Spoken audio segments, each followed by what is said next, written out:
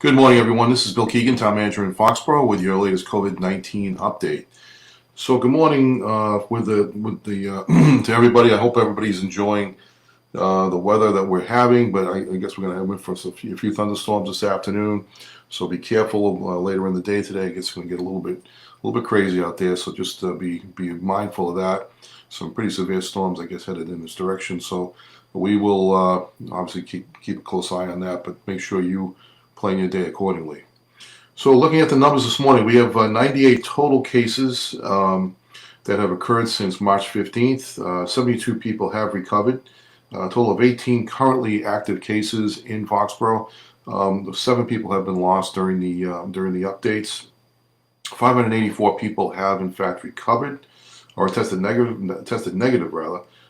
3 people remain in the hospital, and then 1 death associated with all those cases. So looking at the numbers from the state, let's see what's going on in and around Norfolk County.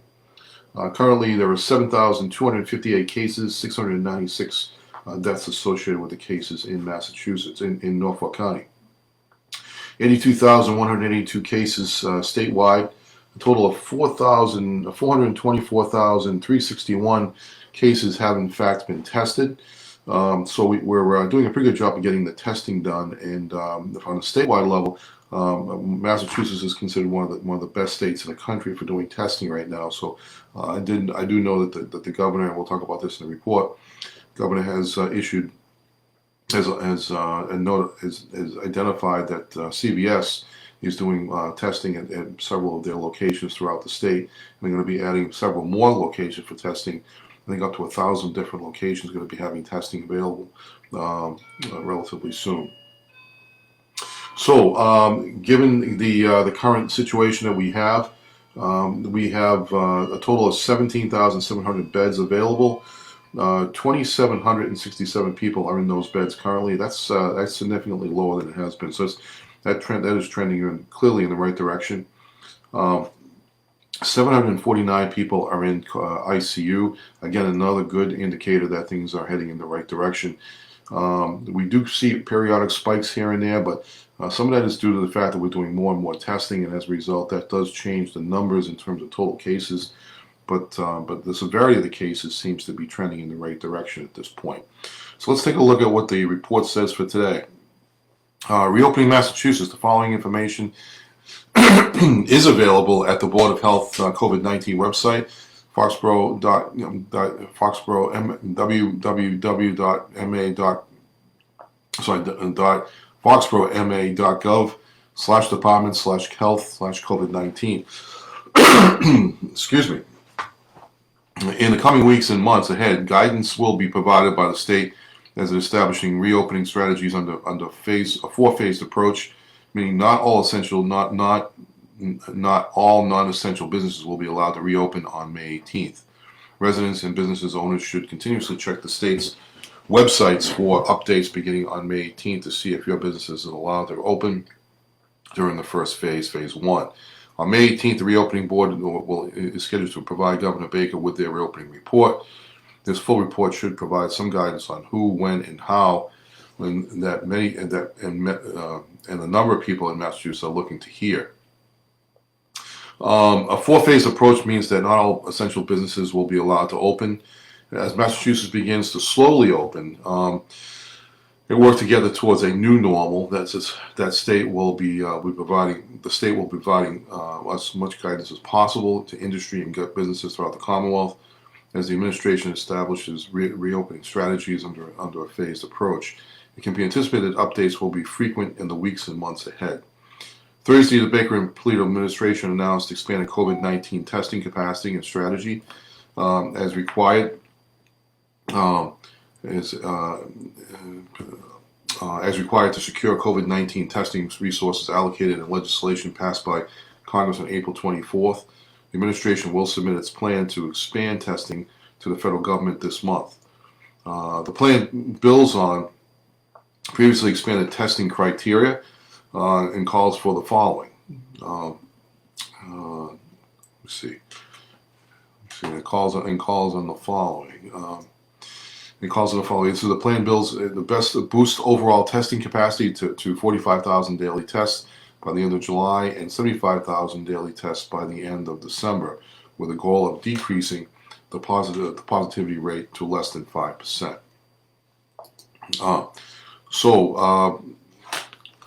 In terms of let's see what's going on in other locations and other topics. Lab processing capacity is also planned to expand, enabling preparedness for a potential testing surge in the fall. Testing expansion for residents and patients in high-risk congregate settings like state hospitals, group homes, and correctional facilities will continue, and the administration will ensure testing for individuals who are symptomatic, those close contacts of confirmed COVID-19 cases, or whose employment place them at high risk. Randomized testing for surveillance purposes to build on the community tracing collaboratives' contact tracing efforts. Improved turnaround time of testing to provide same-day or next-day results. When implementing the new testing proposed in the plan, the communities with low testing capability, high availability hotspots with high positive rates, and high density areas will be the priorities. The governor and CVS today announced the expansion of self-swab testing sites at 10 selected CVS drive-through locations throughout the Commonwealth, which will enable the on-the-spot COVID-19 testing at no cost, with results available in 2 to 3 days. CVS serves as an early partner in Massachusetts' efforts to expand testing, and these new testing sites build upon the previously announced location in Lowell. These new sites, as part of CVS's first rollout of its national testing expansion program, with a goal of 1,000 testing sites across the country. Drive-through testing sites are located in Charlton, Worcester, Raynham, Northampton, Bridgewater, Carver, West Springfield, Danvers, Westport, and Wellesley, and no locations in Foxboro as of yet. But we do have several CVS locations in Foxboro. The one up in the former Bradley's. I'm sorry, in the center of town, and one up at Patriot Place. And so we'll continue to monitor that to see if one does pop up in those locations as well. And we'll keep you posted on that.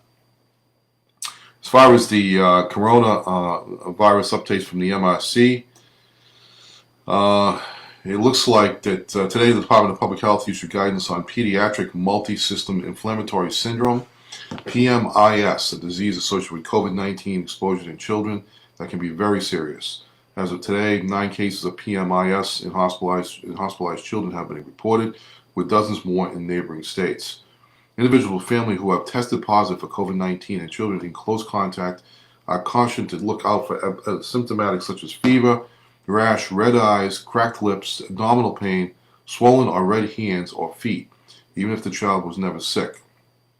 If symptoms do emerge, caretakers should contact their children's pediatricians as soon as possible. Overall, the State Department of Public Health website is the best source of accurate and up-to-date information. It contains a wide range of information and a likely source of answers to many of your questions.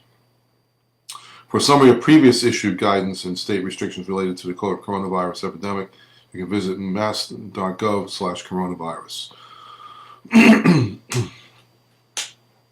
So the Department of Public Health, there are a total of 82,182 confirmed positive cases of COVID-19 in the Commonwealth, with 1,685 new cases, and 167 deaths as of yesterday at 4 p.m. All right. Let me see.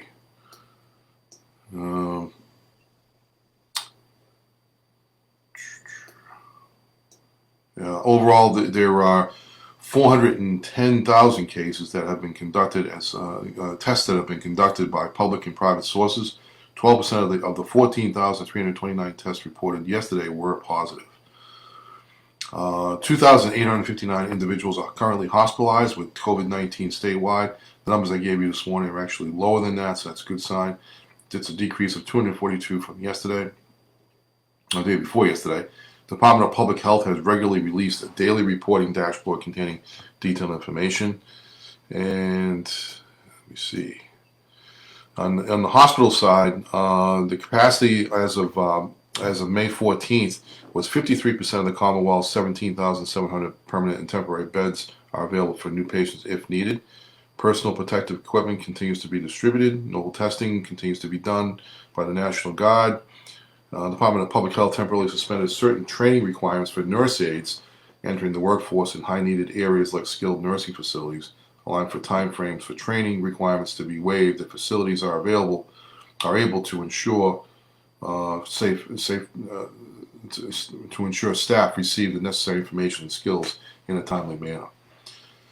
Then yesterday, the governor announced short and long-term testing targets for the Commonwealth. We are targeting 45,000 tests daily capacity by July and 75,000 daily tests by December. Currently, Massachusetts has lab capacity for 30,000 tests on a daily basis, but operational constraints mean we can only process about 10,000 tests at this time. CVS will expand its drive-through testing capacities at 10 sites. This week, beginning on Friday, May 15th. Patients meeting today. You can sign up for tests online. You cannot get the test unless you make an appointment first. So make sure you check with www.cvs.com/minuteclinic/COVID-19 testing to make an appointment. Anyone who believes their economic impact payments have been landed in the hands of an identity thief can report it to the FTC and the IRS at the same time by going to www.identitytheft.gov to complete an IRS identity theft affidavit and submit it electronically to the IRS. For the duration of the declared state of emergency, customers can purchase beer and wine as part of their takeout delivery food orders from operating local on-site pouring establishments, bars, and restaurants, etc. Alcohol orders are limited to 192 ounces of malt, about 16 cans of beer, or up to 1.5 liters of wine, 2 bottles, and must be in sealed containers. As a reminder, anyone wishing to submit comments to the Reopening Advisory Committee can do so online here on the Foxboro website. And on the legislative front, the Senate enacted H 4677, which would allow for short-term emergency borrowing by the state treasurer to account for revenue changes due to tax filing deadlines being changed. Having already been enacted by the House, the bill now travels to the governor's office for his signature. The Joint Committee on Election Laws held a virtual hearing on vote by mail legislation to allow for expanded remote voting operations in the upcoming elections. The full hearing was live streamed and can be viewed online. Details on the bills can be found online, and written testimony can be submitted to the committee by email until tomorrow at 5 p.m. We also heard yesterday from in a teleconference that I had with Senator Feeney and with Representative Barrows that Senator Feeney had filed a bill allowing for a quicker turnaround with respect to people requesting to do outdoor dining, and to leave it primarily up to the local licensing authority. In this case, would be the Board of Selectmen in Foxboro. So without having to go through the steps of going through an inspection process with the ABCC. Given the fact that there were so many establishments looking to do that under the circumstances, that they were trying to ramp up that process and make it happen a lot sooner rather than later, and not having to delay the process of opening people for the summer months. That bill has been filed and he is looking to get a quick turnaround in terms of the hearing process to see if that can be enacted sooner rather than later. Project Bread has updated its list of COVID-19 specific food resources to include information on pandemic EBT benefits and school children, in addition to the existing expanded resources for those experiencing food insecurity during the pandemic. As a reminder, anyone experiencing abuse or sexual relationship violence can access domestic violence servicing by visiting the Commonwealth Safe Link page or by calling 211 or 877-785-2020. American Red Cross is also looking for donations. If you think you can donate and you want to donate, all you can do is call 1-800-RED-CROSS and they'll give you the directions on where you can go, the closest place you can donate blood and assist in that effort. So those are the updates for today. We just again, just a couple of reminders that Election Day is coming up on June 8th. And town meeting is scheduled for June 15th. It will be at the high school. In case anybody was wondering, we did not change the location of the meeting at this time. We're looking to try and create safe distancing actions to so that everyone who wants to attend certainly can attend, and we'll try and work through those steps as efficiently as we possibly can, working with the town clerk's office and the moderator to make sure that all those things are addressed properly. Also, just important to know too that that the selectmen, the board of selectmen, the school committee, and the advisory committee all met in a joint meeting the other night on Wednesday night to go over the budget, and all have reached an agreement as to how the budget will go forward for next fiscal year. That action was supported unanimously by all three boards, and there's been no indication that. The indication was that everybody supports the mechanisms of which we're going to enact. We've already reduced the budget by about 2.6, almost $2.7 million. We've reduced our revenue projections as well, and we reduced our local receipts an additional $500,000 the other night, just in anticipation of reduced numbers in terms of local receipts. We already do a very, very conservative approach in that area anyways. We'd already reduced them at one step by additional by $1 million, but we actually increased it by up to 1.5 to actually take even more, take an even more conservative approach, which I think is fine. There's no objection to that. So we also I do have some good information that I learned of yesterday in terms of some of our revenues that will be coming in. Or actually, our costs will be reduced, which I can't announce until I have a formal letter. But I did have indication yesterday that some of our health insurance costs will be actually offset by some savings that were received in this current fiscal year. So that's a good sign, and it's good to be able to look at that, and it will help to offset the additional reduction in revenues that we talked about the other night as well. So again, we're all trending. We're trying to do the right thing, trying to work together during this difficult time. It's not an easy process to work through. There's still a lot of information unknown. We'll continue to work through it as best we can. Hope that everybody understands that, and hope that we can. If anybody has any questions, certainly call us and ask us. We're happy to answer those questions. Well, facts are important here. So if anybody has any concerns, certainly ask that question before they may run to any conclusions.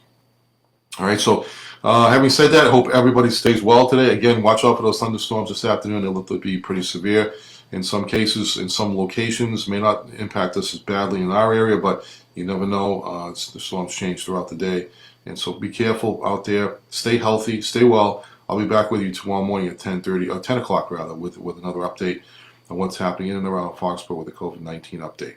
Stay well, talk to you soon, and take care. I'll see you then.